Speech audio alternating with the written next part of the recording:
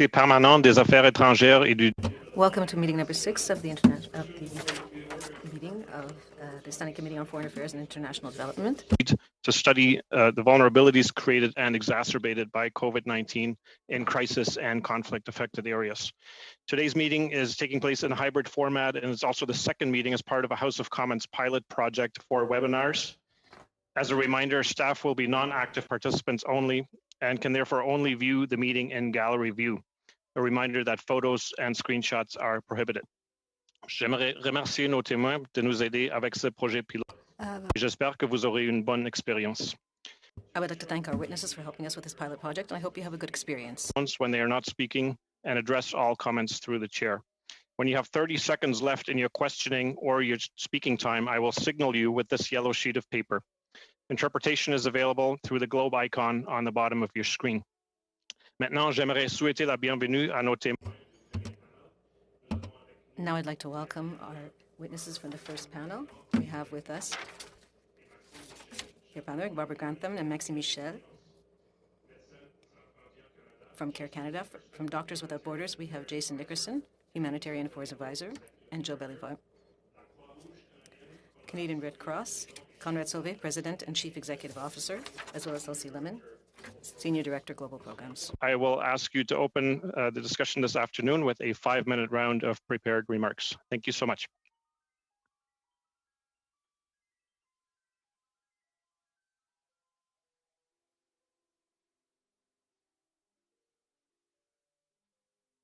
Ms. Grantham, the floor is yours for 5 minutes. Thank you. Thank you very much. Bon après-midi, good afternoon, everyone. I think all of us know that COVID-19 outbreaks are devastating in every context, but they will not be anywhere more profound than for the 2 billion people who are living in fragile and conflict-affected settings around the world. Dans le passé, CARE a répondu à des urgences de santé publique liées au virus du Zika et Nil occidental. In the past, we have responded to Ebola, Zika, and other factors. We have dealt with people who have been impacted from sexual and gender-based violence. Order. Yeah, we can't hear the translation, unfortunately. Okay. Thank you very much, Ms. McPherson. Let's see if we can fix this quickly, or if there's... Volumes are at the same level. Test 1 2, test 1 2, English translation. Grantham, when you speak in English, would it be possible for you to toggle your interpretation button on the bottom to English as well? Me? Yes. Yeah, it is on English. Okay. I can turn it off if you'd like. Sure, we can give that a try. Okay. Okay, go ahead, Ms. Grantham. Let's see if that works. Should I start again, or should I? Sure, at your discretion. Will I still have my 5 minutes? Yes, you will. Okay, thank you. Thanks, everyone. My apologies for the technology glitches at the start. Thank you for having us today. Merci. COVID-19 outbreaks are devastating in every context in this time, but nowhere will they be more profound than for the 2 billion people who are living in fragile and conflict-affected settings around the world. Dans le passé, CARE a répondu à des urgences. In the past, CARE has responded to public health emergencies related to Zika, Ebola. We have also done quick analysis on the impact of COVID-19 in nearly 40 countries and regions since last March. Bring 3 key messages into focus. First, COVID-19 outbreaks have aggravated existing vulnerabilities, particularly for women and girls. Second, the secondary impacts, economic and social, can be even more devastating than the pandemic itself. And third, the after effects will reverberate for years to come. I'd like to highlight 3 key areas of particular need of attention. The first is healthcare. As healthcare resources are channeled into COVID-19, other areas are being neglected. Access to sexual and reproductive health services, including clean and safe deliveries, contraceptives, and pre- and postnatal care, are among the worst casualties. For example, 73% of women in Afghanistan surveyed by CARE said they now have no access to family planning. The second is the gender-based violence shadow pandemic, because quarantine measures have trapped many women with their abusers. The UN estimates that for every 3 months that lockdown measures continue, an additional 15 million gender-based cases of violence could occur. An additional 13 million child marriages may take place. And fragile and conflicted affected states are experiencing the worst increases. Venezuela, for example, reported a 65% increase in femicides between April 2019 and April 2020. Zimbabwe's National Gender-Based Violence Hotline reported a 70% increase over their pre-lockdown trends. And Somalia has sadly seen a rapid rise in female genital mutilation. The third is the hunger pandemic, because hunger hotspots are seeing exponential rises in food crisis. And today, 4 countries are bordering on famine: the DRC, Nigeria, South Sudan, and Yemen. Because women and girls play a greater role in the production and procurement and preparation of food, but they tend to eat last and least when food is scarce, they face a much greater risk of hunger and malnutrition. Ms. Grantham, I'm sorry, can I interrupt for 1 second and just ask you at the request of the interpretation team to raise your mic ever so slightly, just bring it up towards your nose. That may reduce some of the breath pop that we're getting. Let's see if that works. Thank you very much. Better? Okay. Canadian NGOs have pivoted to respond to this pandemic. Thanks to flexibility from Global Affairs Canada and other donors, we are adapting our existing programs to respond. We have replaced cash for work programs with unconditional cash transfers through cell phones.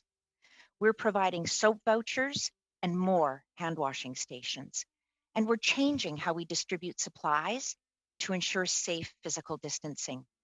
And most importantly, we're asking women what they want.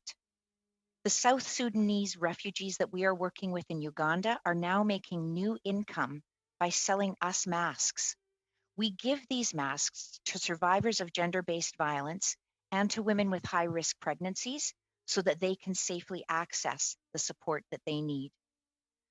The world needs Canada to show leadership, and Canada's feminist humanitarian action policy provides the framework for action. So we'd like to offer 3 recommendations today. The first is to focus on underserved needs, gaps in essential, underfunded, and diverted services, including gender-based violence and sexual and reproductive health. Second, reach the hardest to reach without delay. So far, international donors have directed just 1.5% of their funding to local and national NGOs. Donors have committed to the grand bargain, channeling at least 25% of humanitarian funding to local organizations, and now particularly to women and girls organizations. This needs to happen quickly before the crisis gets worse and before these local organizations capable of doing this work disappear. Third, help humanitarian organizations do what we do best. This entails adapting funding mechanisms and direction and control provisions to allow for more predictable, transparent, and flexible funding through NGOs and local actors. A bill to be tabled soon in the other place by Senator Ahmed Barr would enable more impactful, timely, and local level responses and free up millions of dollars that are currently tied up in program administration. Thank you for inviting us today. Merci. We will be pleased to answer your questions. Nous sommes plaisir à répondre à vos questions. Merci beaucoup, Madame Grantham. Maintenant, j'aimerais passer la parole à l'équipe. Thank you very much. And now I'd like to turn the floor over to the Doctors Without Borders Committee. You have the floor for 5 minutes. Thank you, Mr. Chair, and thank you to the committee for the opportunity to present here today. Médecins Sans Frontières, or MSF, as we are commonly known, is an international medical humanitarian organization that provides impartial medical assistance to people in more than 70 countries. We deliver essential health services in some of the world's most complex environments, and we are no stranger to public health emergencies. From the beginning of the COVID-19 pandemic, our operational response has been swift and comprehensive. Our operations have prioritized the protection of our staff around the world, focused our COVID-19 activities on the most vulnerable people, and ensured the continuity of the medical care that we provide. There is too often a tendency to focus on the emergency that is immediately in front of us, in this case, COVID-19, to the neglect of other health services. And we have worked hard to make sure that all of our field teams are prepared to respond to and prevent COVID-19 cases, but also to respond to the additional needs and gaps that are being created or exacerbated as a result of the pandemic. In more than 70 countries where MSF is responding to emergencies, we focused on closing gaps in the COVID response, ensuring staff protection and infection prevention and control practices in hospitals and clinics, providing health promotion, responding to COVID in closed settings, such as camps and prisons, providing care for moderate, severe, and critically ill patients who require more advanced interventions, like oxygen therapy or a ventilator, and responding to the collateral health effects that have been created by the pandemic.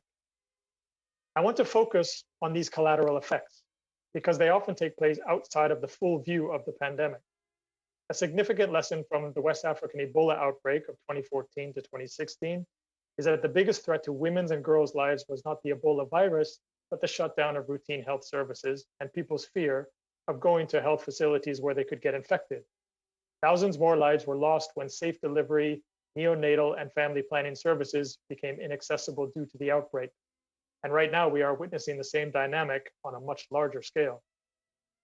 In places such as Afghanistan, Bangladesh, Colombia, Central African Republic, and elsewhere, women and girls face challenges not only related to COVID-19, but also closures and cuts to sexual and reproductive health services, movement restrictions, including travel bans, lockdowns, and curfews, global supply chain disruptions, and many other ripple effects that have been created by the pandemic. Everyday health needs do not go away in the face of the pandemic. People continue to need access to emergency obstetric care to manage complicated deliveries. People need access to anti-malarials to prevent and treat malaria. Children need routine vaccinations to prevent measles, polio, and other diseases. Antiretroviral therapies need to be continued for people living with HIV, and the list goes on and on. Yet these health services are exactly what we are seeing disrupted. Vector control spraying to reduce the mosquito population to control malaria hasn't been done, leading to a rise in malaria cases in some of our projects in South Sudan, where the number of infections were so high that our teams didn't delay treatment while waiting for confirmed tests, since over 80% of our patients tested positive. Elsewhere, routine vaccination campaigns in many countries have been delayed. And in Mosul, Iraq, the main government hospital was repurposed as a COVID-19 treatment center, and MSF started seeing much higher numbers of pregnant women coming in for delivery care. It is critical, especially in the midst of this pandemic, that the Canadian government continue to protect humanitarian responses in emergencies around the world by continuing to provide international assistance funding, not only to the response to COVID, but to maintain emergency and essential health services generally. Moreover, Canada needs to continue to advocate for humanitarian access in an increasingly complex and highly regulated world, where permissions to enter or transit through countries is complicated by entry and exit requirements, fewer international flights, and other barriers. To that end, we're grateful for the support that the Canadian government has provided in overcoming some of these access barriers. The protected status of independent humanitarian assistance needs to continue to be assured, demonstrating day in and day out our commitment to providing independent, impartial, and neutral humanitarian assistance is the only way that our teams are able to access patients and communities in conflicts across front lines. The early waves of COVID may not have hit communities where MSF is present as badly as we had feared, but the pandemic is far from over. The ripple effects continue to be felt. Global demand for PPE and other medical products remains high and is distorting price and availability. Significant questions remain about how and when COVID-19 vaccines will reach people in conflict settings, refugee camps, and areas where humanitarian access is difficult. What is clear is that a high level of vigilance is needed to prepare for and respond to COVID cases, while also ensuring that routine health needs do not go unmet and we don't lose sight of everyday emergencies. As just one example, yesterday in the Democratic Republic of Congo, the 11th Ebola outbreak was declared over, meaning that for much of this year, the country was responding to two Ebola outbreaks, the largest measles epidemic in the world, and to COVID-19, all in a country that has been affected by armed conflict and other protracted humanitarian crises for decades. We look forward to your questions, and you can contact either Jason Nickerson or myself through the committee clerk if you wish. Thank you. Thank you very much, Mr. Beliveau. And we will now go to the Canadian. Nous allons passer maintenant au Croix-Rouge. Madame, Mr. Sauvé, Madame Munji, you have the floor. Thank you very much. It's a pleasure for me to be able to be here before you today. Committee today, and I'm not going to repeat what has been already said in terms of the compounded challenges that humanitarian organizations are facing with the impact of COVID globally. Of course, we're dealing with more isolated communities cut off from their traditional support systems. Protective equipment and training is essential. And we're at a time where we have limited access to our global surge tools. We're particularly concerned, of course, that the pandemic has not stopped natural disasters, conflict. So we're concerned again about the compounded effect of both COVID and emergencies that are ongoing. And what I'm going to insist on today is two aspects, really. One, the necessity to support local actors and to grow our global response tools. So both aspects of that response, which is key. Un mot rapidement sur la Croix-Rouge. Very briefly, a bit about the Red Cross and its capacity. The Canadian Red Cross is a member of the International Red Cross movement comprised of 192 national societies of the Red Cross and Red Crescent. These also include the National and International Red Cross Committee. This gives us preferred access to everywhere on the planet, even the most remote areas and areas that are affected by conflict and isolated. Lessons learned is COVID-19 has highlighted and accelerated the need for localization. And there's been a lot of talk in the past few years about localization and its importance, the grand bargain, and so on. But in the end of the day, we need to strengthen the capacity of local organizations where they're trusted, they have access, and they're there to stay in the response. And we have, thanks to the support of the Canadian government, we have seen and witnessed firsthand the value of these investments in strengthening the capacity of local actors in a number of countries. So one of our recommendations here is that as part of the grand bargain commitment to localization, Canada should continue to make investments in strengthening the capacity of local actors.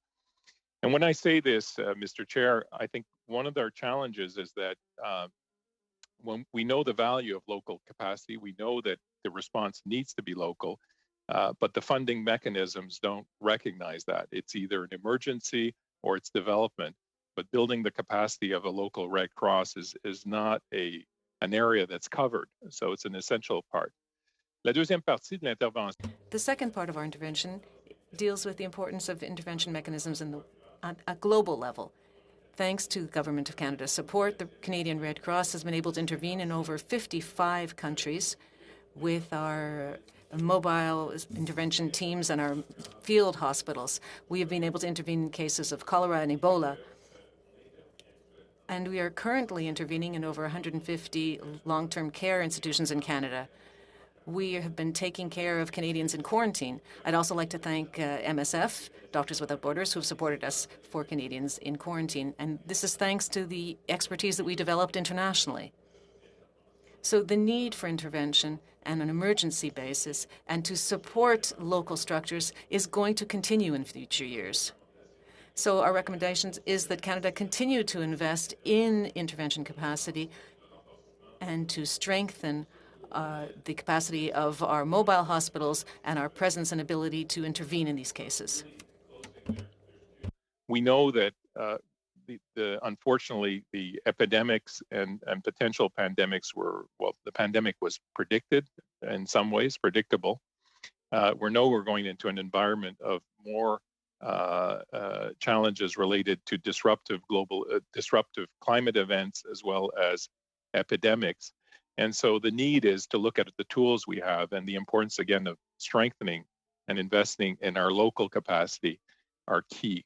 So, and we don't have those tools presently in the toolbox. It's not a part that's recognized. And I have a number of examples how we strengthen that capacity.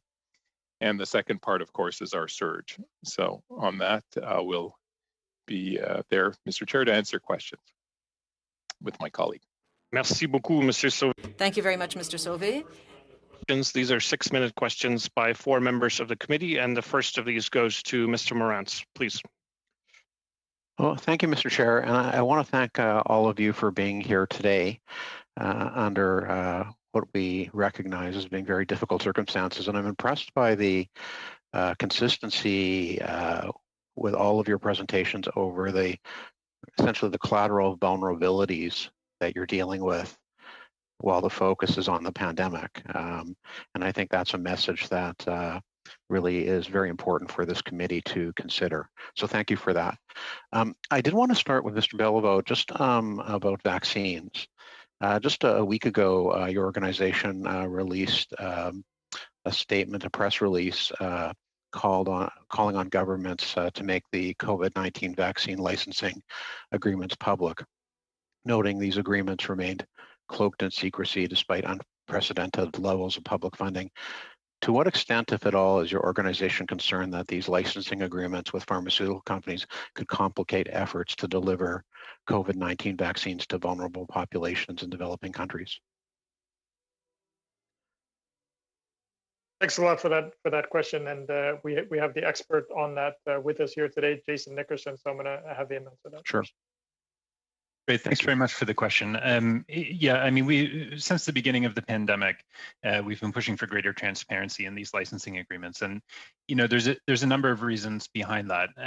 But maybe I'll just jump to the point here and say, we are a medical care provider who is concerned about how vaccines are going to be accessed by our teams as well as by the health systems where we work. We know that there is more demand than there is likely to be supply, and the way of closing that gap is likely by having more of these licensing agreements to effectively be able to scale up manufacturing by other quality assured vaccine manufacturers around the world. We don't, historically, it's very difficult to know where these licensing agreements have been struck, not just for vaccines, not just for COVID products, but I'm speaking more generally about pharmaceuticals. And so it becomes very difficult to know sort of what the diversity of manufacturers is going to be and what the supply is going to look like down the line, particularly for new products that are coming onto the market. So, really our concern here is born out of asking the very basic question of is there going to be sufficient supply to meet global demand? And I think that available evidence suggests that the answer is likely to be no. Demand is very high and supply is quite low. The second piece is making sure that, of course, these vaccines are going to be affordable. You mentioned public funding. There's a tremendous amount of public funding, including from the Canadian government, has gone into supporting the development of these vaccines. And we think that creates a responsibility on the part of pharmaceutical companies to price these affordably, to recognize that the public has paid to develop them. And just to continue on this point, there's a consortium of organizations, the Bill and Melinda Gates Foundation, World Bank, World Health Organization, UN Children's Fund, have or created the COVAX Advanced Market Commitment. I just wonder if you could give your perspective on that. Do you think it'll be effective in terms of a means of delivering the COVID vaccine to where it's going to be needed? Yeah, so the Advanced Market Commitment, this is the second time that there's been an AMC that's been created for a new vaccine. The first one was for the pneumococcal conjugate vaccine, and that was created about a decade ago. The basic idea is that we pool funds together, and it demonstrates that there is a viable sort of financial market that would allow manufacturers to scale up production because they know there's going to be somebody who's going to purchase it on the other end. The devil is in the details with all of these things. Going back to the pneumonia vaccine AMC, it actually lacked a clear mechanism for humanitarian organizations to be able to access the vaccine for populations who fall outside of sort of the Gavi distribution and the typical health systems access mechanisms. So we actually spent many, many years fighting for a humanitarian mechanism to gain access at an affordable price. So, you know, I think that this is clearly a positive development, you know, where we see the development of COVAX and the AMC coming together. These are positive steps. Let's be clear about that. But it's also important that we get the details right to make sure that, you know, access is going to be assured at an affordable price for everyone. Thank you very much. And just on to Ms. Grantham. Ms. Grantham, I know that your organization welcomed the government's announcement of $400 million in new funding to address impacts of COVID in some of the most fragile and vulnerable communities in the world. You also stressed the need to ensure contributions are implemented as effectively and efficiently as possible. I just want to get your take on, or recommendations really, on how Canada's contributions to the COVID-19 response globally could be made more effective and efficient. Thanks so much, Mr. Morantz. I'm going to ask my colleague Maxime Michelle, sure, who's here. She's our head of humanitarian and resilience programs. Maxime?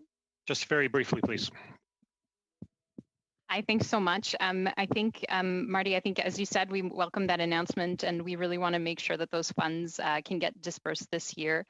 We understand that half of that funding will go to humanitarian needs. We're concerned that might not be available right away. And as you've heard today, I think for all of us, I think the urgency is now to act now before the situation gets much worse and it becomes a lot more expensive for us to respond. I know there's very limited time, so I don't know. Thank you. Thank you very much. Ms. de Brusen, the floor is yours for 6 minutes. Thank you, Mr. Chair. And I'd like to thank all of the witnesses in our organizations for the work they're doing on the ground. My first question was actually because we're focusing on vulnerable communities and getting assistance to vulnerable communities.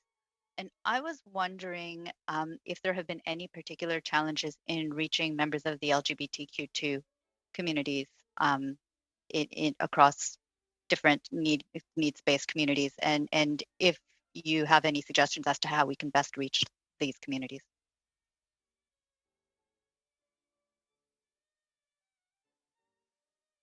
Maybe for the Red Cross, I'd ask Kelsey Lemon to comment on our programming in this respect. Certainly, I'm happy to. So if we're talking about reaching these communities in situations of protracted crisis and violence and conflict, this is a challenge that we face even outside of the pandemic. It's incredibly difficult. And we know that in COVID-19, particularly in complex contexts, those that face stigmatization and marginalization in communities this is increasing even more for them, so they're harder to reach. The best thing that we can do is to support the local actors in delivering an inclusive and accessible response to meet those needs. As we've seen through the course of the pandemic, international humanitarian actors have had challenges that have changed and adapted, but initially one of our major challenges was access, which is why the role of local actors came forward so strongly. So in terms of reaching those most stigmatized, most vulnerable populations, their role is critical. And I'm actually very happy that you brought it to there, because I'm going to go back perhaps on a bit more, but I believe, Monsieur Sauvé, vous avez dit que vous avez des Madame Sauvé, I believe you said you had examples of ways we can better help community organizations. What are some of these examples? Yes, absolutely. But when speaking about a vaccine, there is a question to be asked. First of all, who will be distributing the vaccine, assuming it's accessible? Normally it's the local Red Cross that'll do it, but they have no resources to improve and enhance their communities, their capacities, their programs, their training. Currently, we are deploying teams to support Honduras due to the hurricanes. Some years ago, we invested in their quick response program and their control center and their volunteer center, which of course has an impact. And when you look at their programs, you see how they manage their programs locally and community-based, which is why you have to invest in this community capacity. You, of course, have to invest in quick response, but you also have to improve and invest in capacity.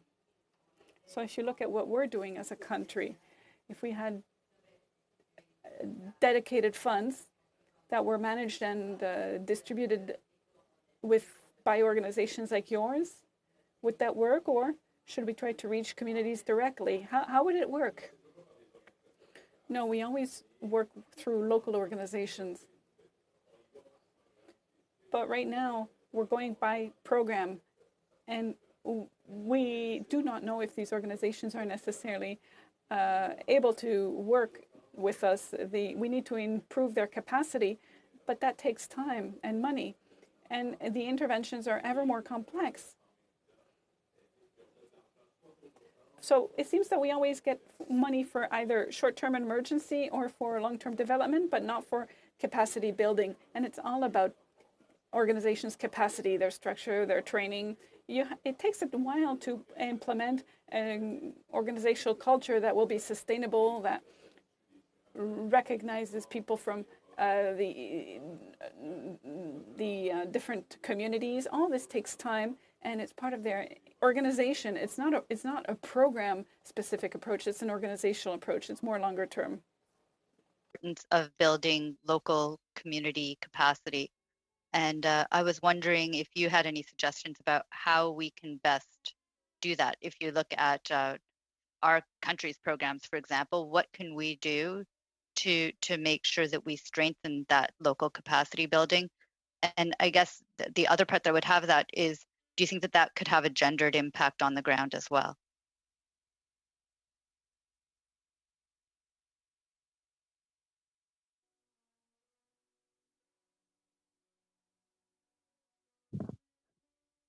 Sorry, who was the question asked to? To me? You. I'm so sorry. I didn't hear the first part of your question. Maxime, would you answer that, please? Yes, of course, absolutely. Thanks. Thank you, Julie, for your question. And I think I can echo some of what Mr. Sauvé has said. I think really going beyond program delivery funding, right? So funding exclusively to deliver on programs does not give us the time and the space to be able to build capacity of local partners. We work with women's organizations around the world, and it takes a lot of very creative ways for us to be able to build in that capacity building. So I think to very quickly answer your question, to fund local organizations directly, but also fund mechanisms that go beyond program delivery and actually allow that capacity building, exactly like Mr. Sauvé said. Thank you so much. That's your time, Mr. Bruce, and thank you very much. Monsieur Bergeron, pour 6 minutes, please, s'il vous plaît. Thank you very much. I'd like to say, as a French-speaking MP, it is rare for me to have the opportunity to hear, Mr. Bergeron, you're on mute. No, I can't be on mute. I'm not on mute, Chair. Est-ce que vous m'entendez? Can you hear me now?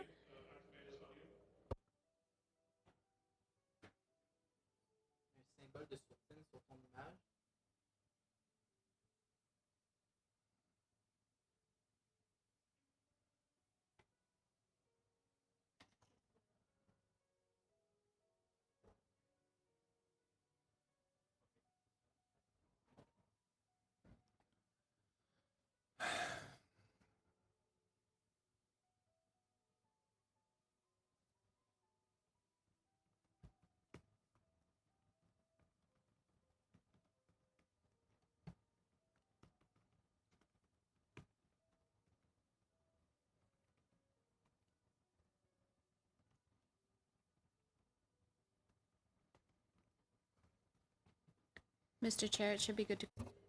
OK. Monsieur Bergeron, s'il vous plaît. Merci, Monsieur le Président. Je dois dire que comme député francophone, j'ai rarement l'occasion d'entendre les témoins s'exprimer dans la langue de Molière. Alors j'aimerais remercier Madame... So I'd like to thank Madame Grantham and Mr. Sauvé for having given me such pleasure today by speaking in the language of Molière, and I'd like to thank Mr. Bruce to have given Mr. Sauvé an opportunity to add. It was most pleasant for me. I have a question for all of our witnesses. the Secretary General of the United Nations has called upon the international community to have a truce during the COVID-19 pandemic. 170 countries last June came together to call for this world peace during the pandemic. You're on the ground and you're near the vulnerable populations. It is your impression that this call has been heard and heeded, or have conflicts, the ones that were occurring before the beginning of this call for a truce, have they continued? And have there even perhaps been more since then?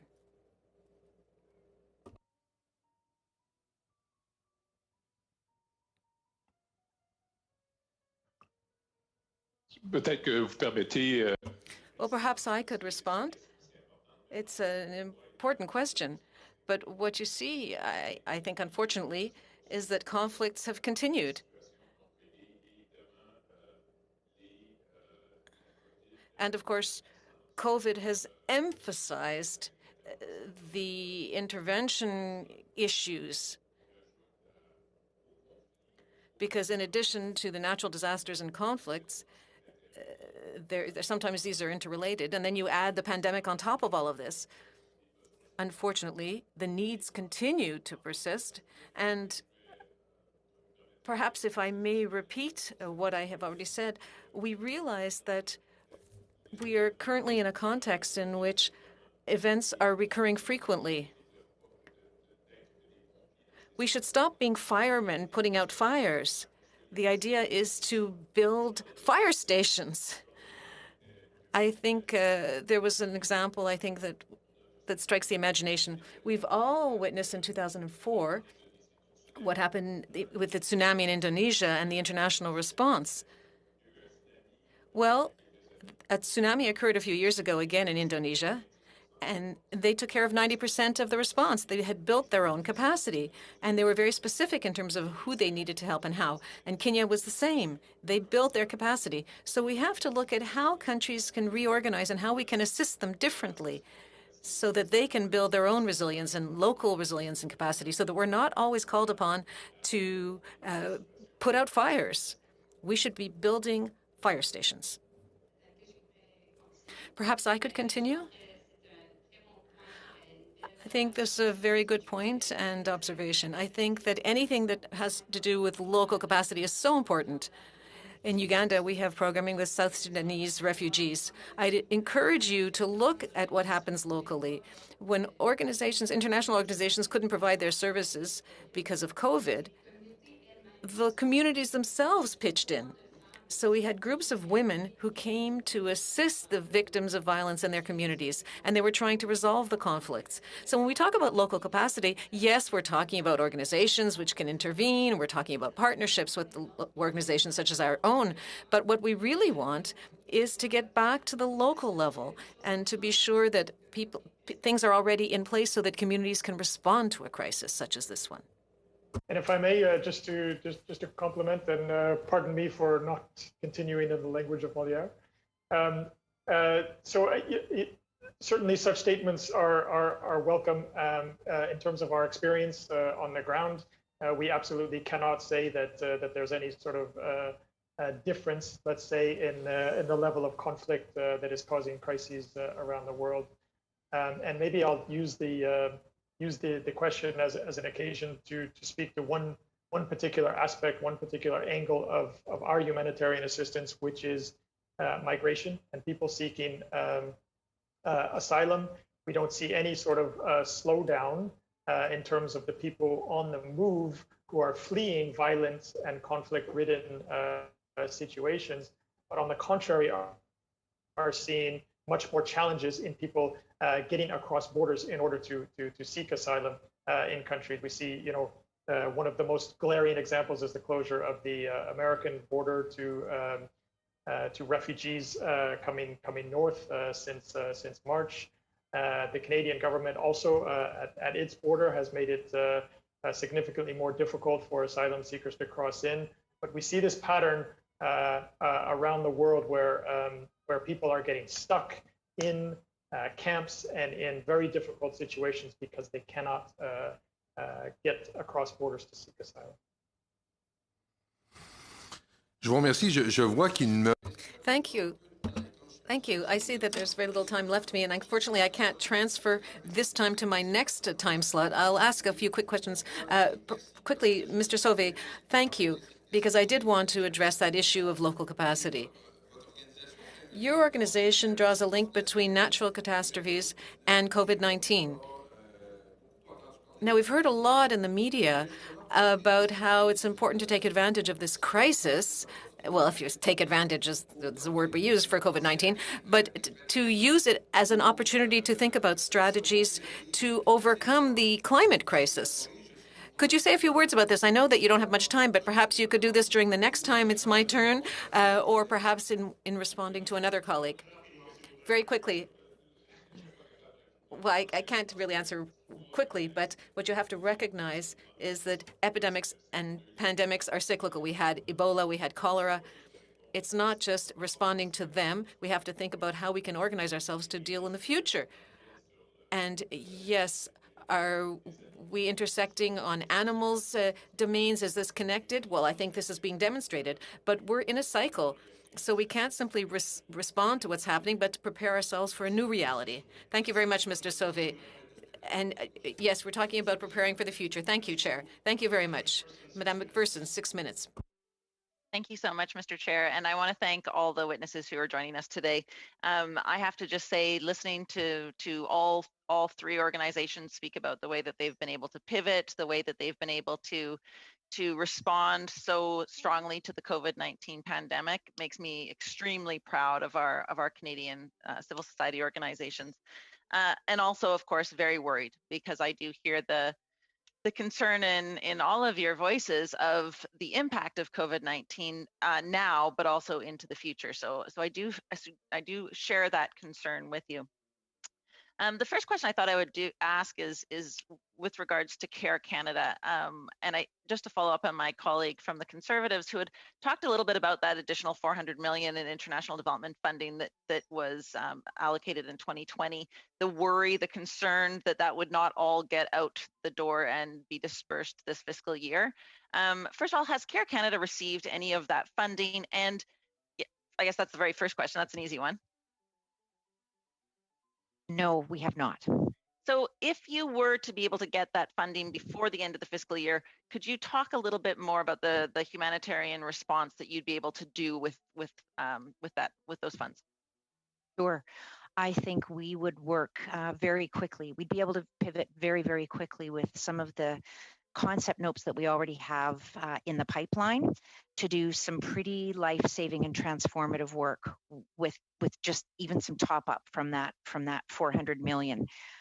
We would be able to do some work in Sudan, for example, around PPE with community health workers. We'd be able to do some work in Afghanistan with women's rights organizations and provide vocational training for women-headed households to produce PPE and then sell it to markets as a way to bring them to livelihood. And in Somalia, we would be able to do, I think, some really compelling work in the whole area of health system surveillance and triage and referrals for COVID-19 patients towards isolation centers that would keep the overall population infrastructure at a more appropriate social distance and to keep people safe and to keep down transmission rates. So maybe that's just 3 examples in Sudan, Afghanistan, and Somalia that give you a sense of what we'd be able to do in fairly short order. Thank you. That's great. Can I interject just for 20 seconds? Could you just yeah, perfect. You've anticipated my question. Thanks. Those are very important programs and projects to undertake, and I do appreciate the ability of Care Canada to pivot so quickly. I do want to ask a quick question as well of our colleagues from MSF. I did want to just mention that I was a volunteer in university with MSF, so I'm so excited that you're here today. You spoke a little bit about the vaccines and your concerns about getting those vaccines out to our fragile and conflict affected states.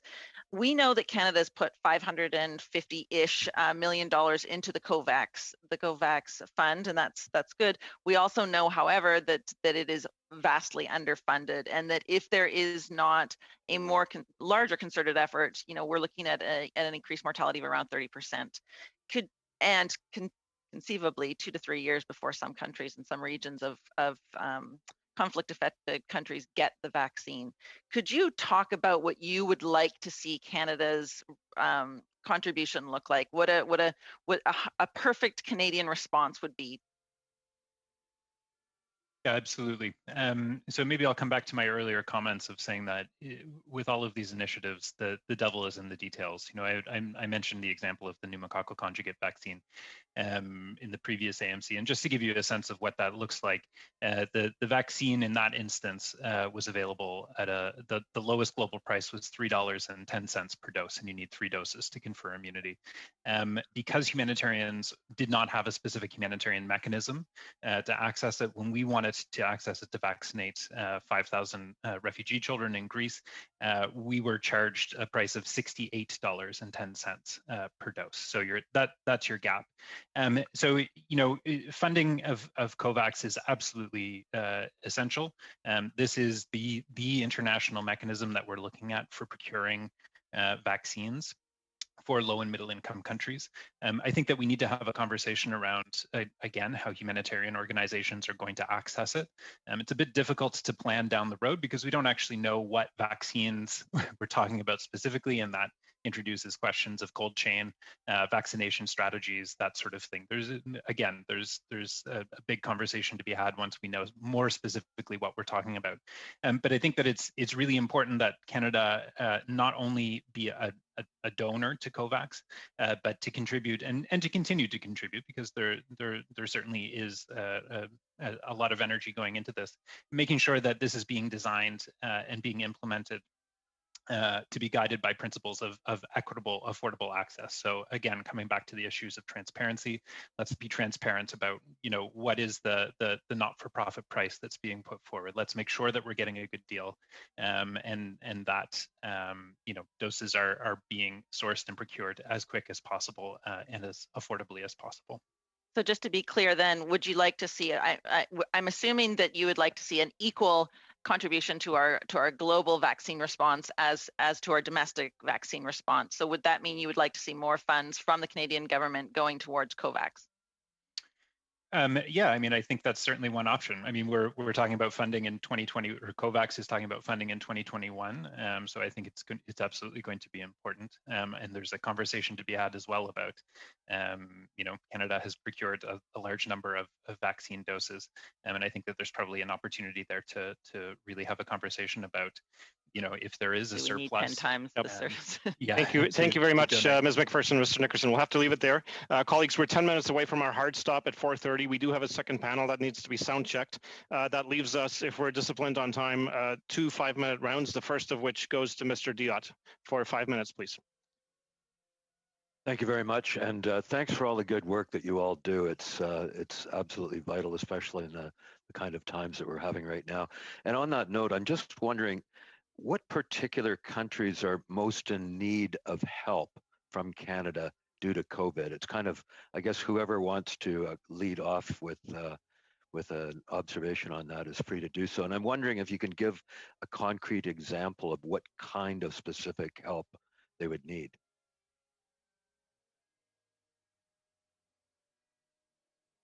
Who wants to go first? Well, I'll give you a concrete example.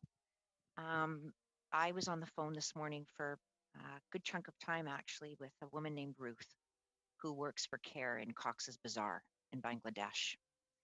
And I asked Ruth, I said, what's the impact of COVID been in Cox's?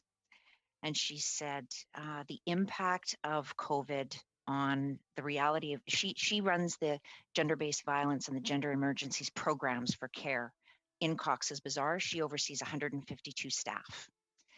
And she talked of how they've had to decrease the staff in the camp by 50% so that they now work on a rotational basis.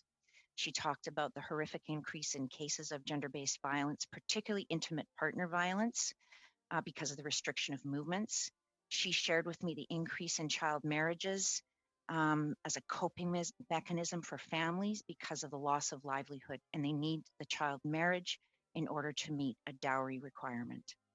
And she is fearful deeply fearful as a younger woman about the loss of the gains that we have made in sexual and reproductive health, in gender-based violence over the last 15 to 20 years, and how we have to use this opportunity with aid from countries like this one to reverse that trend line that we are seeing that has happened so quickly. We've worked so hard as a global community to make these gains over the last 15 years, and we are at risk of losing them in less than 12 months. And so then I asked her, what gives you hope? And she said, I wake up every day knowing that I am making change, no matter how small it is. And I know that that gives me the urge to continue on for a just and more equal world. And I like to think that there's something that Canada could do in a constituency like Cox's Bazar. And there are many Cox's Bazar equivalents around the world where we could make a difference for the women and girls that Ruby and her team of 150 others are working with every day.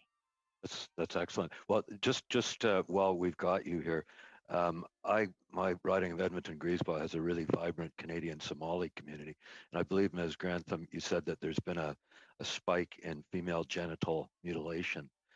Can you explain why that is? Why was that due to COVID? Because they're home more, or what is happening there? Yeah, Maxime, do you want to lead off on that? I think certainly there are some links with child marriage as well, which we've seen in other areas where school is closed, where families are having trouble making ends meet. Often FGM is sometimes a necessity to have a daughter be married off, and so there's a lot of different factors that factor into that. But I think that those would be some of them that are affecting the families for sure. Right. And getting back to the other countries, the original question I asked was other countries where there's a real need for Canadian help on COVID. If anybody else can chime in and mention a couple of the real problem areas. If I may, this probably won't be a very satisfying answer to your question, Mr. Diot, but I do want to bring it back to by and large, our experience in the 70 or so contexts where we're providing emergency humanitarian assistance is that COVID itself is very seldom at the top of the list of need, and in particular in terms of medical need, but what we are seeing is more the impact in terms of restrictions of movements, diversion of personnel and facilities toward a COVID response that then takes away from the response to other types of emergency interventions. And so that's where, I know that's not so satisfying for your question, but really to put that spotlight back on what is being missed because of the attention to the COVID response. Just a very brief question. Thank you very much, Mr. Diot. That's your time. We've got 5 minutes remaining for Ms. Sahota, and then we will come to a hard stop. Yes, actually, Mr. Diot asked a few of those questions that I wanted to ask, so I'm going to continue, I think, along that line, though. So to CARE, Barbara, I was wondering if I know that your organization and others have really called the gender-based violence the shadow pandemic, and I found it interesting as well the high increase that you were saying in some issues such as female feticide and FGM that I'm finding it hard to understand why we're seeing those increases. And whether you can talk to me about whether there was a decrease that you were seeing prior to the pandemic, or whether there was a leveling out of these incidences and now there's a spike. Has your work been able to decrease in the last decade what we saw in this area? So when we look at those troubling statistics around femicide, female genital mutilation, access to family planning and contraceptives, access to safe birthing situations, we had made, I think, globally remarkable progress, Ruby, over the last 10, 15, 20 years. Virtually every single indicator globally through the Social Development Goals and through UN and other large metrics were coming down. I mean, in the sense of moving in the right direction. What I think COVID has brought about because of the complexity, particularly in conflict areas. The restrictions have brought what used to be conversations that could be had in a more public or even quasi-public setting, in a family planning clinic, in a community health setting, where we could be helping and working with women and girls over a period of time to help them learn how to make choices. And we could work, frankly, with the women and with the men and boys in their lives to help them understand why it was a good thing to empower women and girls to be able to make these choices. And now, because many of those more kind of quasi-public or community settings where those kinds of conversations are able to take place, are no longer available within the confines and the social restriction and movement restriction requirements of COVID, it is pushing people back into more private spaces and those kinds of more constructive social conversations about giving women and girls choice and about the broader opportunities that are open for women and girls and for their families are no longer available to us. And from a rather horrific perspective, it's also brought back, sometimes quite literally indoors, some of the violence, the lack of access to basic sanitation like latrine access. Many of those things where we had been making gains have now been reversed.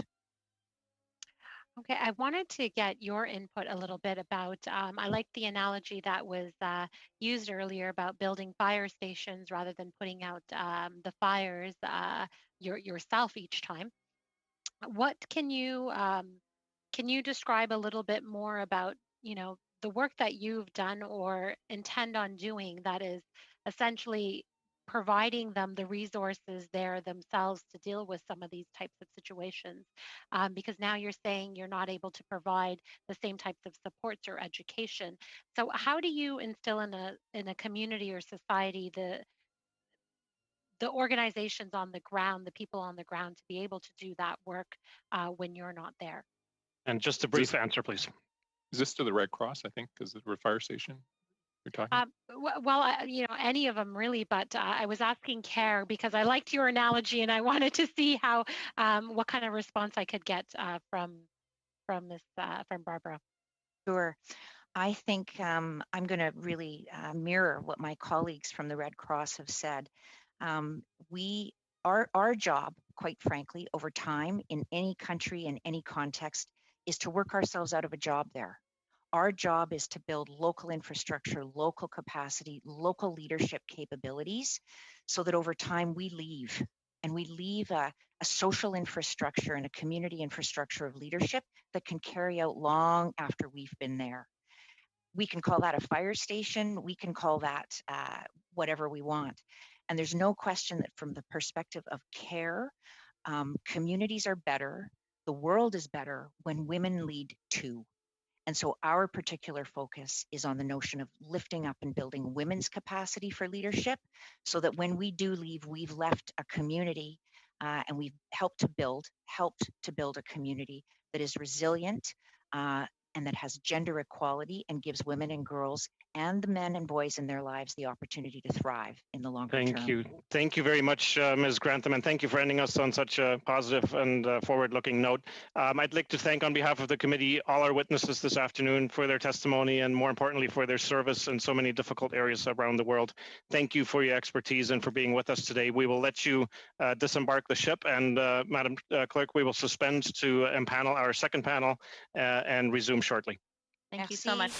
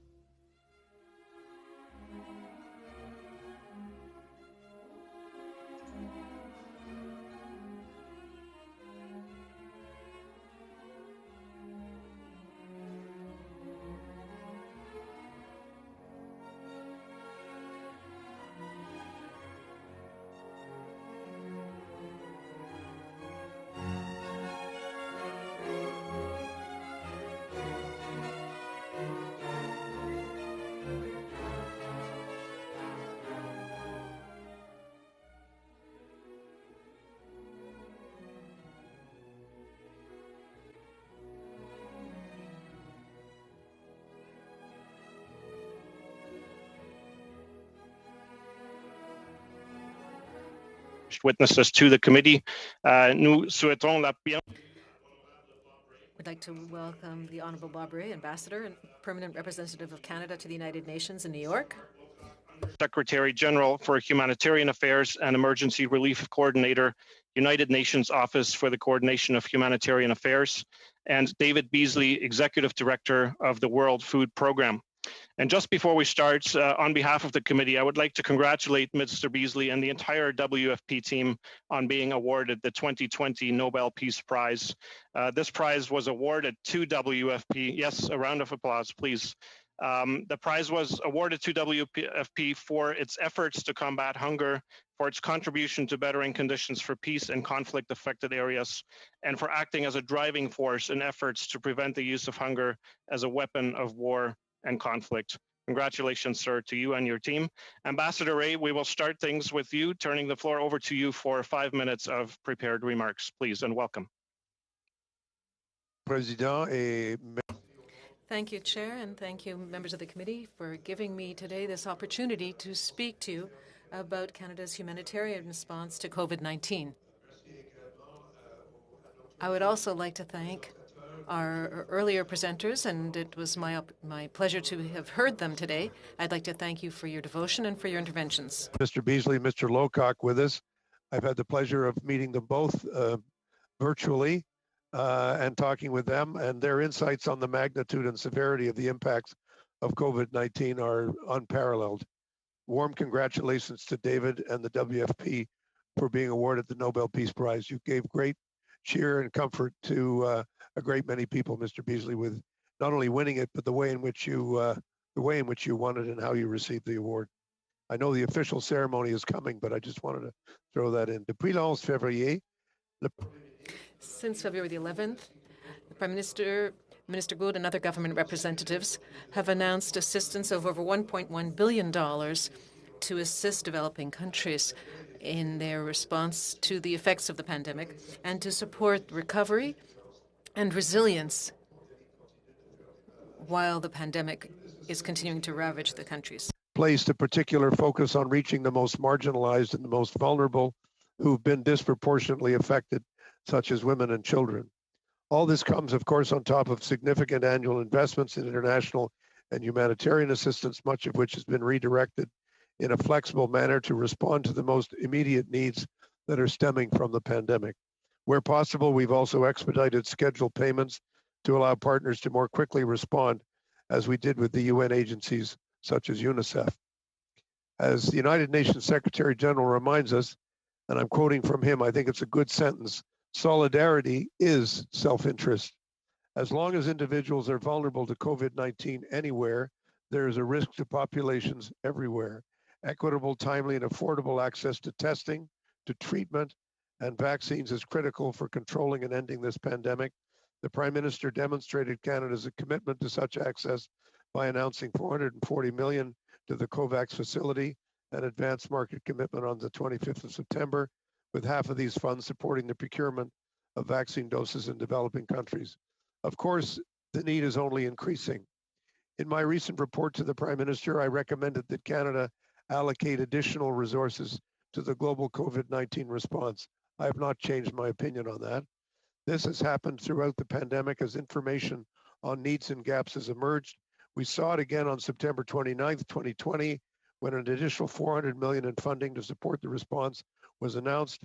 Of this, $200 million will be dedicated to supporting ongoing humanitarian efforts.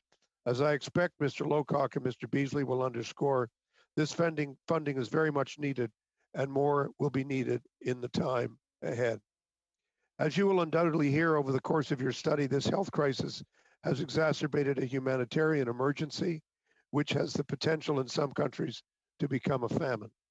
It is leading as well to an economic and social crisis, and in some cases already has, to a liquidity and solvency crisis, which we widely expect to become more severe. Public debt levels in emerging markets will rise by as much as 65% of GDP and 50% of GDP in low-income countries. These are levels at which aggressive action by creditors could lead to a cascade of defaults, which would then threaten the global financial system. Through Canada's funding and policy leadership, we've been active in the UN to working to limit these additional impacts of the pandemic.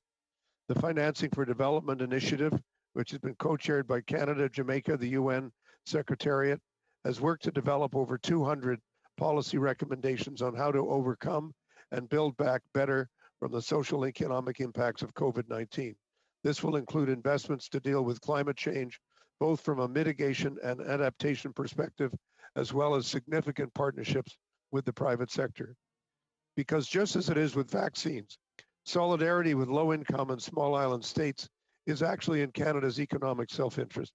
The world is simply too connected for us to allow anyone to fall too far behind, and we cannot allow the impact of COVID-19 to prevent the world from reaching sustainable development goals. I'm going to describe three numbers to you. Please write them down: 23, 6, and 2. 23% of GDP is what advanced economies have spent, what we've spent on ourselves. 6% is what's being spent in developing countries, and 2% is what's being spent in the least developed countries. This is the inequity, and this is the key financial gap that we must close.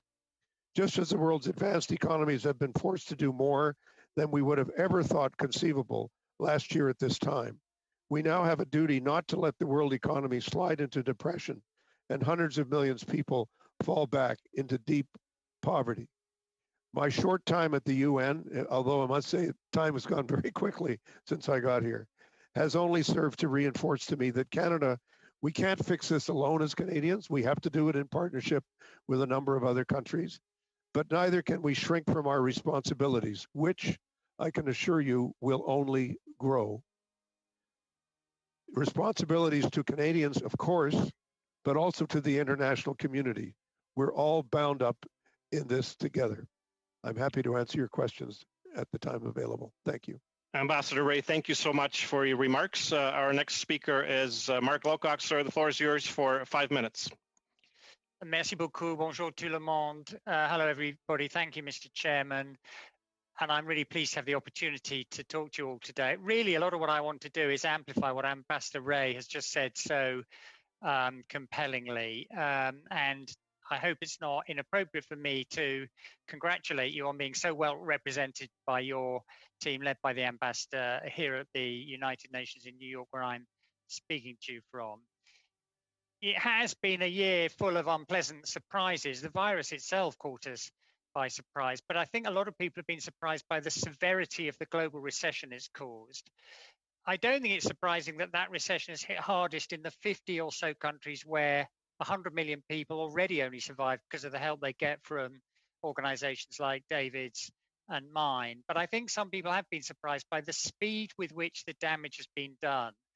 What we're going to see this year, really for the first time since the 1990s, is extreme poverty is going to increase, life expectancy will fall, the annual death toll from HIV, tuberculosis, and malaria is going to double, and the number of people facing starvation may also double, and David will talk more about that. And this carnage, which is what it is really concentrated in the most vulnerable countries. Last month, Bill and Melinda Gates, through their foundation, published a report which put it very well. The last 25 weeks basically threatens to unravel 25 years of development progress around the world. And I think it's worth remembering what many poor countries were actually like 25 years ago. I was then working in a country which at that time saw a quarter of its children never reach their 5th birthday. Most of those children never went to school. And one woman in 18 died in childbirth. And I don't think any of us really want to see all of that back. Now, Ambassador Ray has made an excellent point about the difference between the 2% and the 23%. What the better off countries have done is exactly the right thing to have done, essentially thrown out the rule book to pump liquidity and fiscal support into their own economies to protect their own citizens. The poorest countries don't have the resources to do that. That's why they have only been able to do 2% compared to the 23%. And that is surprising in a number of ways. I mean, firstly, it would have been possible for many of the necessary actions for those very poor countries to have been taken with the help of the international financial institutions, not least because those institutions did exactly the same thing for the vulnerable countries just as recently as 2008-9. It's surprising this hasn't happened also because, as Ambassador Reyes said, solidarity is indeed self-interest. Failing to take action now on behalf of the very poorest countries isn't just, unfortunately, a failure of generosity or empathy. Like the virus, the problems that will be spawned by the huge economic contraction we're seeing now are going to come back to bite everybody. I think all around the world, all the poverty, hunger, sickness, and suffering are going to fuel grievances and despair. And in their wake, there's a risk of more conflict and instability and migration and refugee flows. And all of those things are going to give succor to extremist groups and terrorists. And the consequences of all that will reach far and last long. Now, I think that Canada is in a really important position to be able to use the months ahead to move the world onto a different path. The meeting that Ambassador Ray referred to, that Prime Minister Trudeau chaired on financing for development, set out a very powerful forward agenda. And there's two things in particular I think that it would be great if Canada were to champion. The first is dealing with this 2% versus 23% problem. And it can be dealt with in a way largely which does not require significant additional fiscal effort by better off countries. Because if the IMF were asked to make a general allocation of the currency they can issue, the so-called special drawing rights, but also to devote those resources mostly to the most fragile countries, if the World Bank were asked to run a program to extend the suspension of debt service that's been agreed so far, to move towards some rescheduling of the debt, but also some debt stock reduction. And if the powerful countries who are the shareholders of the IMF and the World Bank could put influence to bear so that the private sector come to the parties as well, that set of measures would get the 2% much closer to the 23%, and we would avoid all of the serious adverse consequences, not just for the countries themselves, but for the wider world that we are otherwise going to be faced with. The other thing I think it would be super helpful for Canada to lead the richer countries on would be emulating one or two others in the G7 in moving faster towards the 0.7% target, a target indeed designed and instigated by a very distinguished Canadian public policy expert who you'll all remember his work, and which is a official development assistance. That 0.7% target has contributed over the last 25 years to a lot of the progress that's now at stake. And if Canada were able to increase the overall level of assistance, but also get closer to that 0.7% target, I think it would be easier to persuade others to follow. And the use of those resources are not difficult to find. They're exactly the same things that have been done, including by Canada over the last several months. And Ambassador Ray ran through a lot of them just now. More humanitarian assistance, support for vaccines, and so on. That is a good use of money, not just out of generosity and empathy, but also out of self-interest and building a world which is fairer, safer, and more prosperous for all of us. Thank you very much. Thank you very much. Thank you, Mr. Lowcock. Thank you for your remarks. Our final speaker for prepared remarks is Mr. Beasley, again for 5 minutes. Sir, the floor is yours. Well, thank you very much, and a very special thank you for the Nobel Peace Prize, which was quite a surprise. I was in the middle of Niger when this happened, and I had literally Al Qaeda above us and ISIS below us, and we were working on access issues, as you can imagine, a very tense environment. And I was meeting with the leaders, and I get this phone call, and my team comes running in, busting through the door, Nobel Peace Prize, Nobel Peace Prize. And I was like, well, yeah, okay, who won it? And they're like, well, we did. And it was such a surprise. And I talked to the Nobel Peace Prize Committee the other day and at length and said thank you, of course, but they were sending two messages to the world. One was, thank you, WFP, for what you've been doing in bringing peace and stability for your women and men who put their lives on the line every single day. But the second message, I think, was to the world, is that the hardest work is yet to come, because 2021 is going to be a very, very difficult year, as Mark and Ambassador Ray have already alluded to. And so, Ambassador Ray, thank you. I've had such a great pleasure getting to know you virtually. And of course, Mark and I talk not every day, but almost every day, as we're seeing an unraveling and around the world. And in countries that were making great progress that are now going backwards. I had been telling leaders around the world late 2019 that 2020 would be the worst humanitarian crisis year since World War II. And I would lay out the reason and the rationale. And then the desert locust came on top of that. And then on top of that came COVID. And Tony Blair, whom you all know, gave me a call back in March after I had just spoken into the subcommittee back in March and came and went with a flare, it seems like, as Garnet was talking about earlier. But Tony asked me, he says, David, you're traveling all over the world. What are you seeing? And I said, Tony, what I'm concerned about is everyone's making decisions about COVID in a vacuum, and we cannot address the health pandemic in a vacuum. If we do, we'll have a hunger pandemic and the cure will be worse than the disease. We must work both at the same time, because as COVID impacts, economic deterioration takes place. And so as I began laying out to Tony about 5 or 6 countries, what would happen over the next 6, 12, 18 months, Tony was like, oh my God, you've got to tell this to the United Nations Security Council. And I did. And Mark and I both were giving bleak reports that if we do not respond, we will have unprecedented famines all around the world and destabilization and migration. And fortunately, the world leaders responded and acted. Now, 2020 financial numbers were more based upon the 2019 economic outlook, which was very positive. And then countries stepped up with these stimulus packages, economic stimulus packages, 11 to 17 trillion dollars worth. And as Mark talked about debt relief, because a lot of these poor countries, low income countries particularly, they have $8 trillion worth of debt. And so fortunately, financial institutions and bilateral decisions were made to alleviate that debt until January of 2021 and a little bit later. Well, unfortunately, that date's now coming upon us, and those monies were used for safety net programs and health programs inside these poor countries. And countries stepped up with us, and we were able to really avert famine for 2020.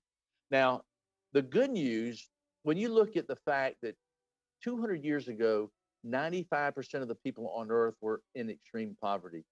And up to a few years ago, we were down to less than 10% of the people in extreme poverty. So between Canada, the United States, and countries all over the world, we have built systems of sharing more wealth than we've ever done.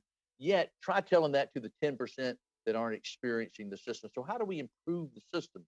Well, unfortunately, in the last few years, we're going backwards because of man-made conflict. I really believe that we can end hunger, but man-made conflict is just devastating us. And so now with COVID, the number of people on the brink of starvation, and I'm not talking about people going to bed hungry, on the brink of starvation, is spiked from 135 million to 270 million people. And if we don't act now, and if we don't respond, I mean, with a major response, you will have famine, destabilization, and mass migration around the world. And that will be 1,000 times more expensive than otherwise. And Mark alluded to that in Syria. It costs us a lot more to help a Syrian in Syria than if that Syrian ends up in Berlin or Brussels. I know I'm running out of time, but one of the things that I would ask this committee to do is to prioritize investing in food security, because if we invest in food security with the limited funds that we will have for this coming year, I do believe we can avert famine, destabilization, and mass migration. Now, we're in a unique situation, but working together, I believe we can truly address this amazing situation on planet Earth. But I believe all of us together, we can get it done. And so thank you for allowing us to speak to you. Thank you. Thank you very much, Mr. Beasley. And I'd like to thank all our speakers for their powerful and thought-provoking introductory remarks. We wish we had a couple of hours with you.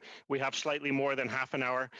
We're now going to go to carefully timed rounds of questions by members of the committee, the first of which is 6 minutes in length, and it goes to Mr. Chung.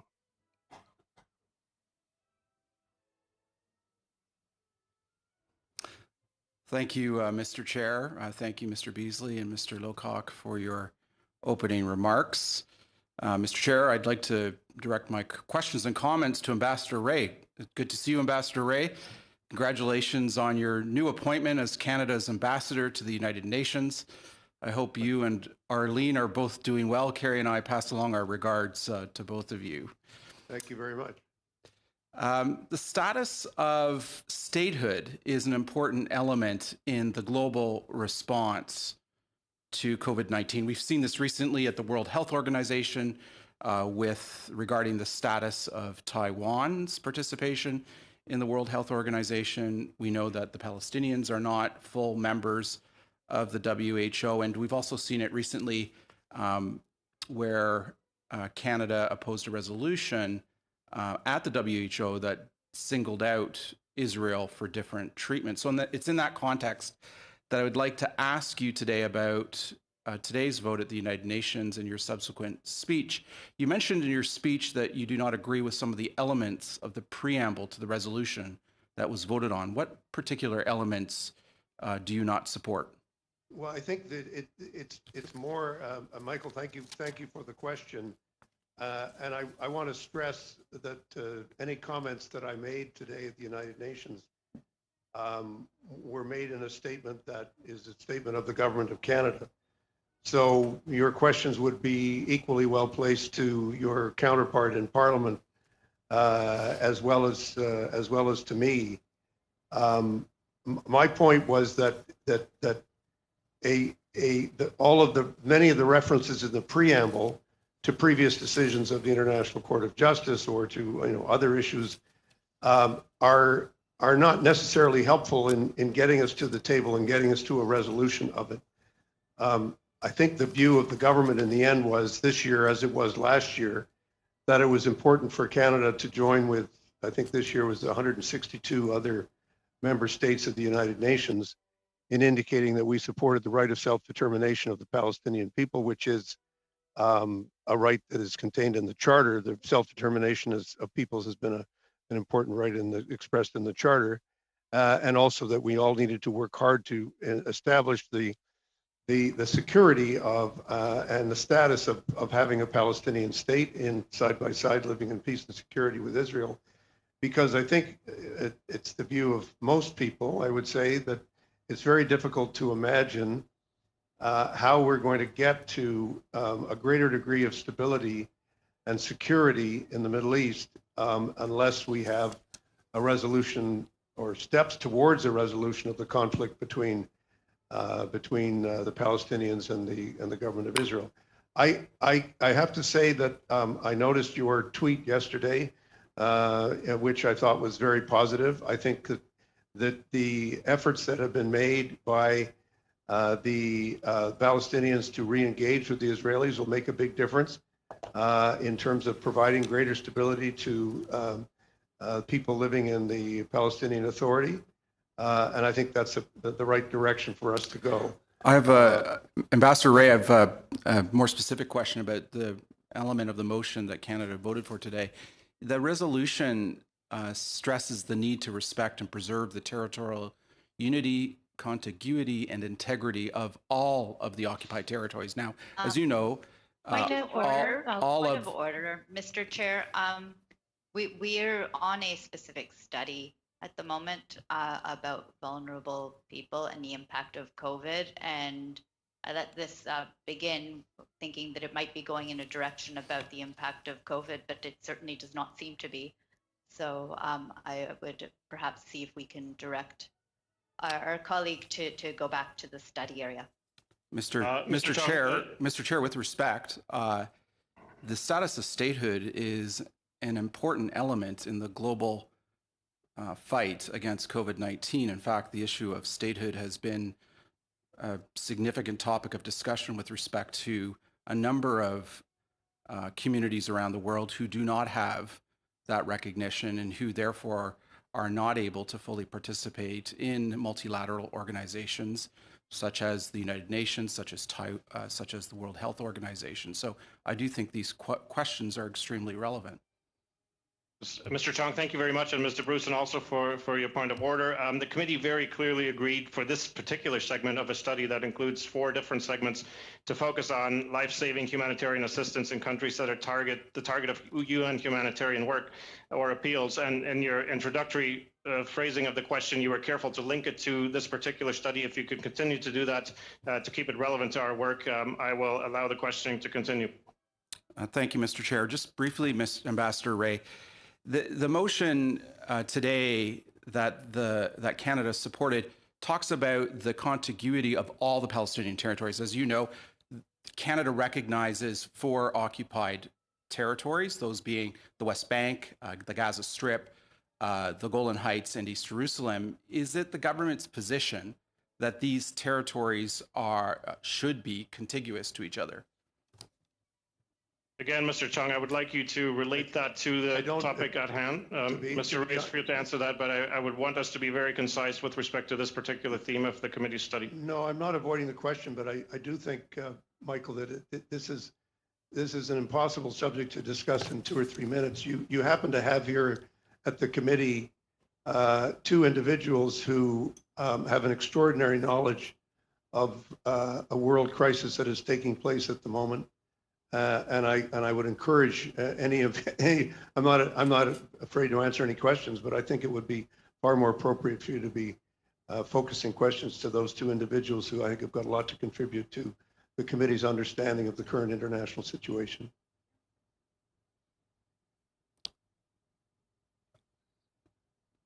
Thank you, Mr. Chair. If Ambassador Ray isn't going to answer the question, I accept that. You have a minute left, Mr. Chung. I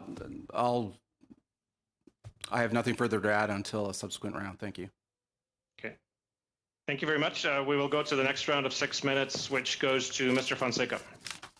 Well, thank you very much, Mr. Chair, and welcome to our distinguished guests. Congratulations, Mr. Beasley, on your award and with the with WFP, and Mr. Ray as our newly minted ambassador at the UN.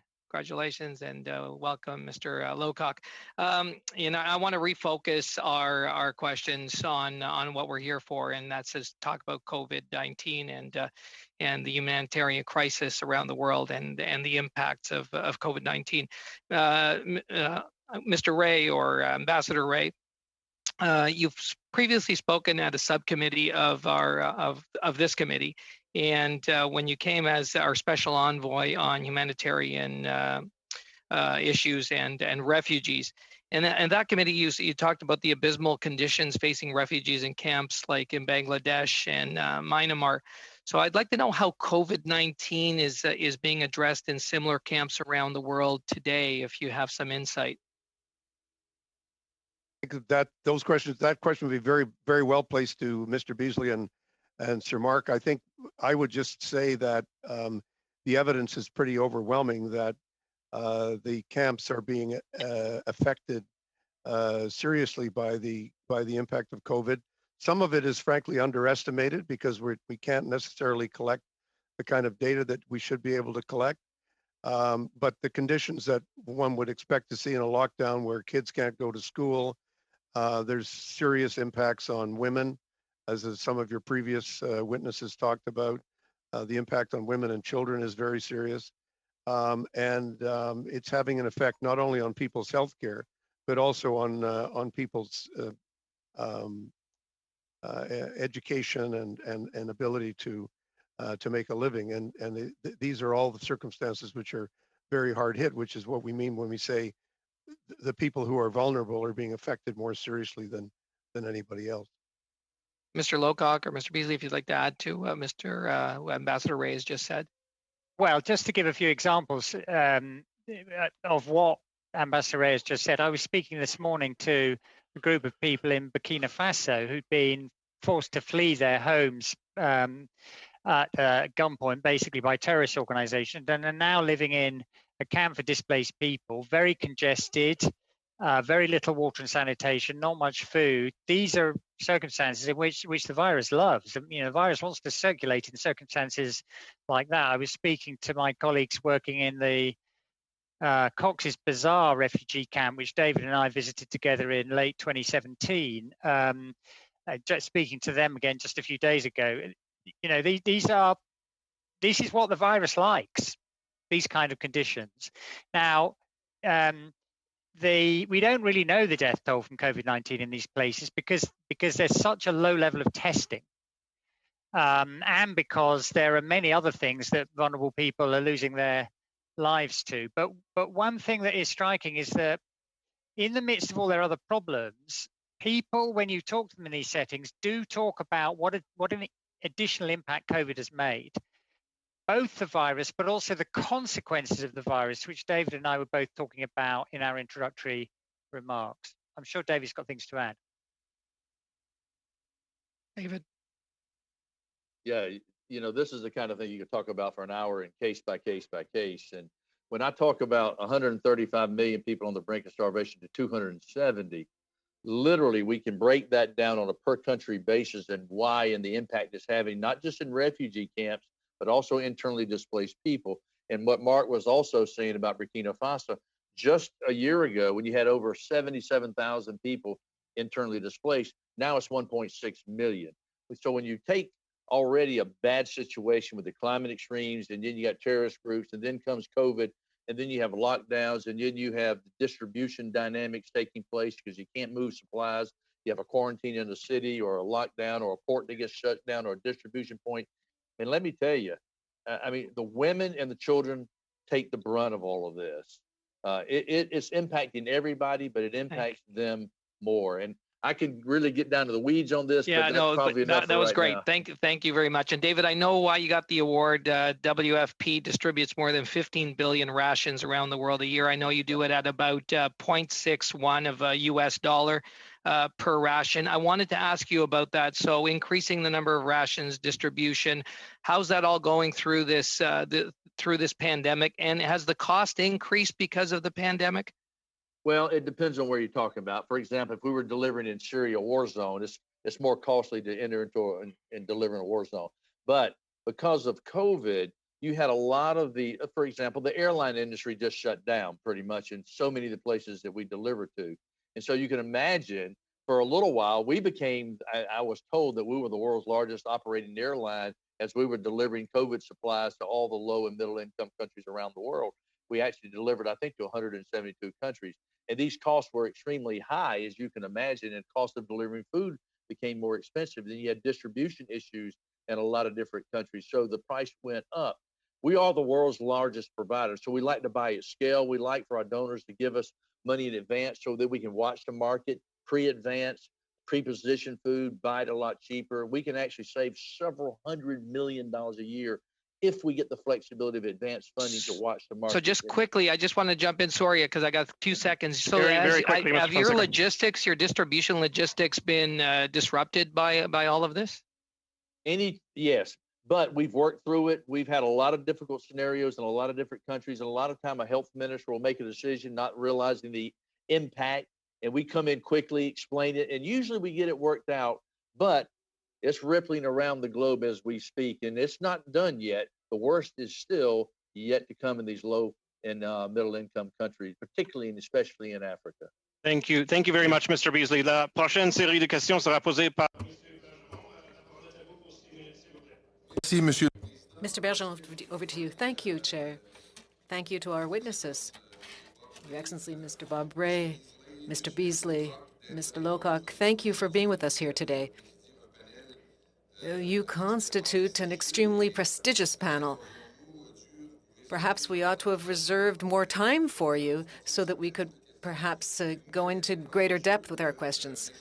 But I would like to begin by saying something against this statement that's been repeated over and over by the Conservatives today in the House, according to which Canada's vote for self-determination of the Palestinian people is a vote against Israel. I deeply disagree with this statement. I believe that, on the contrary, peace for Israel and for Palestine requires the recognition of a Palestinian state living in peace next to the state of Israel. So I don't think it was a vote against Israel. And because we're talking about Palestine, I would have a question for our witnesses, perhaps beginning with Mr. Ray. My question is about the United Nations Office for the Palestinian Refugees. What kind of rescue and assistance are you providing? It's believed that there won't be necessary funds to maintain essential services, whereas the health crisis is deepening. So General Commissioner has announced that he had told the 28,000 members of staff that the organization would not have the necessary funds to pay their salaries for the month, which endangered the services being offered. So given the circumstances, is Canada going to increase its contribution? And what is possible to do to avoid a humanitarian crisis that will be dramatic in these Palestinian refugee populations where we're already seeing very difficult situations, and this has been the case for a number of years? All I can say, Mr. Bergeron, is that I know that the Canadian government is currently examining this situation regarding the humanitarian situation, not only in the Palestinian camps in the Middle East, but also in other situations that are humanitarian situations. I believe that Mrs. Gould would be someone you should ask the question to directly, because I recognize the fact that everybody, all states who support and have supported the work of refugee camps across the globe are now talking to each other about what can be done so as to ensure a response, a humane response to this humanitarian situation, because it's clearly a very difficult situation. I don't know whether our two other witnesses would like to add anything regarding the very specific situation of the Palestinian Refugee Office.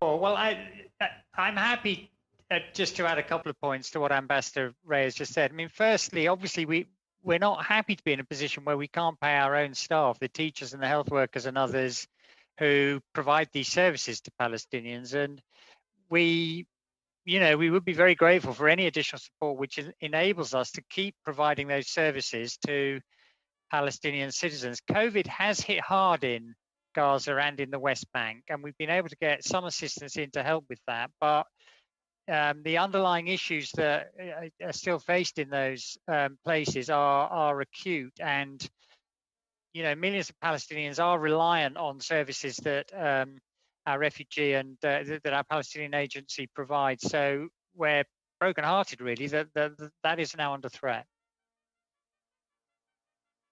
Merci beaucoup. Simplement ajouter. Thank you very much. I'd like to add for Mr. Ray's benefit that we had Mr. Gould with us a few days ago, and we did, in fact, ask various questions. And some of the questions or some of the answers that were given to us just whetted our appetites. And so we do hope that announcements will be made in the future so as to increase the humanitarian assistance that Canada provides to respond to the statistics that you yourself quoted. Because what I understand, and perhaps I could call upon Mr. Beasley to contribute in this, to this, but with the COVID-19 crisis and the vaccine race and the continuation of various conflicts, there seems to be a competition to share the precious few resources allocated for international development. I would like to know whether, from your point of view, on the food side, how and have you, and so how have you suffered as an organization from this race for resources when there's so few, there's so little resource available, both nationally and internationally, in order to aid people across the world when we're trying to implement crises to deal with COVID-19, implement assistance, rather, to deal with COVID-19? I think this is to me, yes? Yep. So, yeah, I think, quite frankly, there's $400 trillion worth of wealth on the world today, on Earth. And it's heartbreaking that any child would go to bed hungry. There's plenty of resources. We have enough food to feed the world. But man-made conflict is our biggest problem right now. Now, we have a crisis this coming year, and hopefully it's a one-year crisis. But I don't find us, and I think Mark would probably agree with this, I don't feel like I'm competing necessarily against UNICEF or WHO. We're all working together, and we have our different roles to play. And donors are stepping up, though we are going to be short of funding. And this is why I'm asking this committee, you must prioritize next year. It's like we've got a fire in the house, and my little girl wants to talk to me about buying a new chair, and I'm like, I would like to talk about buying a new chair right now, but we have a fire in the house, and so next year we have a fire. We've got to really prioritize what's important. And as I'm talking to other leaders, I think we all agree. Let's address these concerns. Let's work together. My goal is to put the World Food Program out of business. That is my goal. Unfortunately, I'm doing a lousy job of it right now because there's all this man-made conflict. But other donors have got to step up.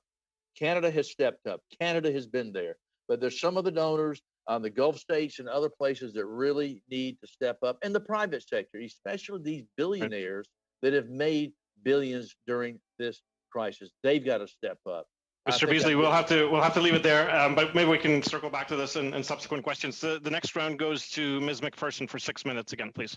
Thank you, Mr. Chair, and thank you all to the panelists who've joined us today. It's a real honor to speak to all of you. I do have to give a congratulations to Mr. Beasley. I did a very unparliamentary whoop when I got the news that you had won the Nobel Peace Prize. Congratulations.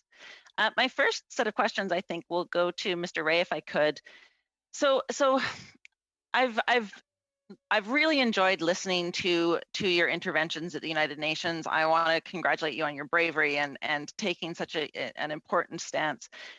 But the reality remains that Canada is at a historically low level of ODA. That we are historically not doing our role in the world. And what I see is that we have contributed some dollars during COVID-19. We have not contributed the 1% that we probably should be at the very bare minimum. So are you worried that considering that our ODA was so low going into this, considering that we haven't heard anything from the minister or the government that makes me feel very confident that it's actually going to go up by any meaningful amount, what can we do to make sure that as we go into 2021 with our house on fire, that Canada doesn't continue to underperform?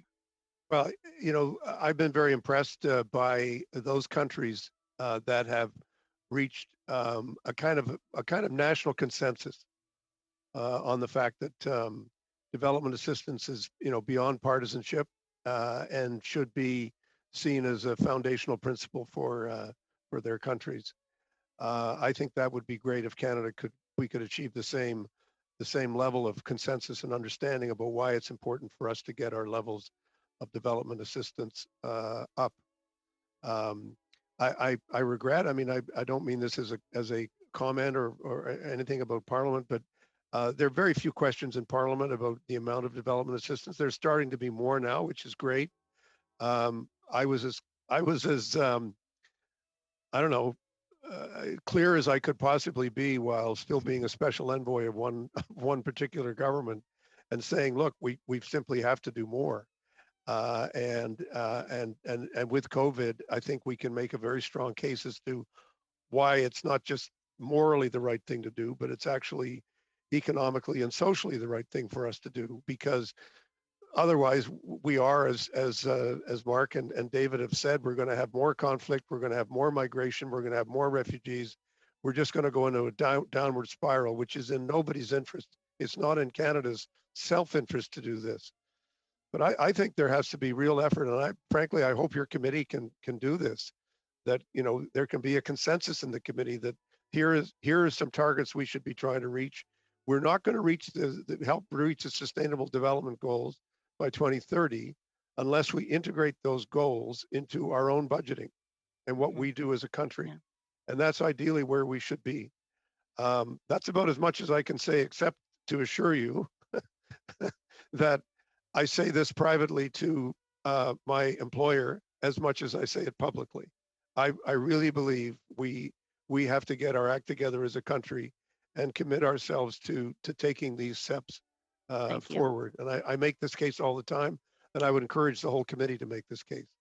Thank you. And sir, you have the NDP on your side in the House of Commons at all times, of course. Well, that's refreshing change, because I sometimes when I was in the House, I wasn't sure whether I did or not.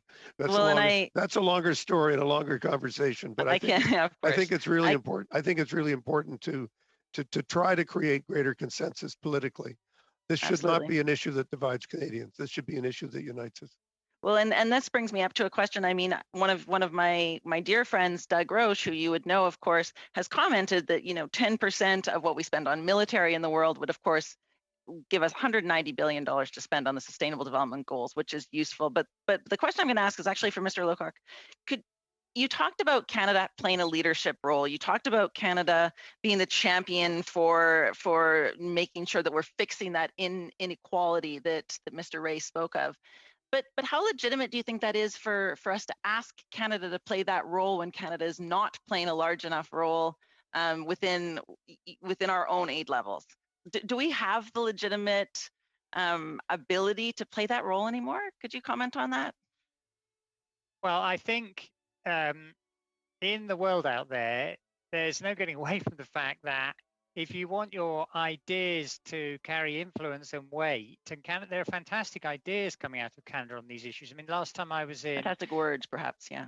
Ottawa, the last time I was in Ottawa, I had a very good day on trying to have a debate and generate ideas on how to improve the position of women and girls in these countries, because those are, as David said, the most vulnerable people. Always where you go, you're particularly struck by the vulnerability of women and girls. But if you want other people to take your ideas seriously, it doesn't half help to put your pocketbook behind them. And I think some of the things that Canada has done over recent months have helped a lot with that. But getting to that 0.7 thing and making progress to it would really amplify your influence. That's what others have found. And that is still the measure that we use. It is still that 0.7% of GNI that the minister should be able to tell us at any given time what our percentage of GNI is. That's still the measurement that the world stage uses. Is that correct? That is correct. And Lester Pearson, 50 years ago had a terrific insight, and it would be great if more countries act on it. Thank you very much, Ms. McPherson. Thank you, Mr. Lowcock. Next round is a 5-minute round. It goes to Mr. Chung. Thank you, Mr. Chair. I'd like to direct my questions and comments to Ambassador Ray again, and I'd like to focus on foreign aid. I hope that's in order and that I won't be interrupted by Liberal members on the committee. Ambassador Ray, I read your report, which the Government of Canada posted on its website. I thought it was your report as Special Envoy of the Prime Minister. I thought it was a very erudite and frank assessment. In fact, I've been quoting it in the House of Commons to raise awareness about the issue. And I think you raised a very good point in that report by highlighting that declining or stagnant national income is no way to meet our foreign aid targets. But on a serious note, it's clear that no government in Canada, no Canadian government over the last number of decades has met our foreign aid target, which is 0.7% of GNI. And in fact, foreign aid has declined by some 10% compared to the previous government. I have a political question for you, a serious political question. In light of the fact that no Canadian government, whether it was Conservative or was Liberal, has met that target, practically speaking, what do you think the long-term target should be for a government of Canada? Should it be to maintain levels at 0.27%? Should it be 0.3%? Should it be 0.5%? Most people that I talk to think 0.7% isn't realistic. So I'd be interested to see what you think is a long-term, let's say 2030 target that we should be aiming for? And secondly, how do we get there politically? Well, let me just start by saying I think Mark Lowcock said it correctly when he said that, is 7% still sort of the gold standard? The answer is yes, it is. So the question then becomes, well, where are we in all this? And the argument that I made in the report is we should be doing more, and that that the other part of the report was saying we should be doing more because it's the right thing to do morally, but also because it makes the most sense for the world and it makes the most sense for Canada. I don't have a number in the back of my head. What I do believe very strongly is that it would be in all of our interests for the government to try to talk to all the parties in the House of Commons about having a strategy that would regardless of what the overall economic circumstances are. Sorry, my phone keeps ringing. We would strive to deal with increases that would be steady and that would carry us through.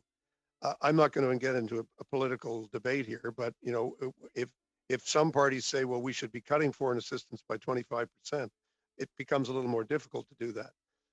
But more seriously, I think the big challenge we have is with Canadians, and that is to say to Canadians, look, this is an investment in our collective future as global citizens, as in the service of the planet, in the service of humanity. This is what we're going to need to do. These are the steps we're going to have to take over time, and we're going to have to show people that it actually is going to make a difference, that it's actually going to assist in reducing poverty, that it's going to help to achieve the sustainable development goals, which frankly also have to be explained to Canadians and say, this is why these goals are important and this is what it takes. If other parties don't agree with the government, I would still encourage the government to say, what is our target? How do we increase this over time, and how do we do it in a way that's affordable? I would also say that other countries are going through this discussion. There are reports that in the UK the debate is going the other way, which I think is really too bad, because I think it's wrong. The Brits have reached the 0.7 target, and the Brits did agree. All parties, Conservatives, Labour, and Liberals, all agreed that they would stick to the 0.7 as a matter of sort of national solidarity. That seems to be wavering a bit, and I'm sorry if that's the case, but I think it's really important that we all work together. Frankly, the Brits are doing far more than we are, so not that I'm criticizing the UK at the moment. I just think we have to decide that we have to do more on a systematic basis. But in particular, we have to do it now. In particular, we have to respond to this crisis as we find it. That's exactly what we have to do. Thank you, Ambassador Ray. Thank you very much, Mr. Chong. Ambassador Ray, colleagues, I think this brings us to the end of our scheduled time with these witnesses, pretty much exactly at 5:30. On behalf of the committee, I'd like to thank our three extraordinary civil servants and witnesses this afternoon for spending time with us. We had a very compelling and thought-provoking hour. We wish you had more time, obviously, but you've given us a lot to think about. So each of you, thank you for being with us today. Thank you for your service and all the good that you're doing around the world. And we will continue to watch your social media feeds and your teams very closely and look forward to interacting with you again in the future. And with the concurrence of the committee, we now stand adjourned until our next meeting, and wish everybody a good evening. Thank you so much. Thank you very much. Thank you, gentlemen. Appreciate Thank it. you. Take care. Thank you. Bye.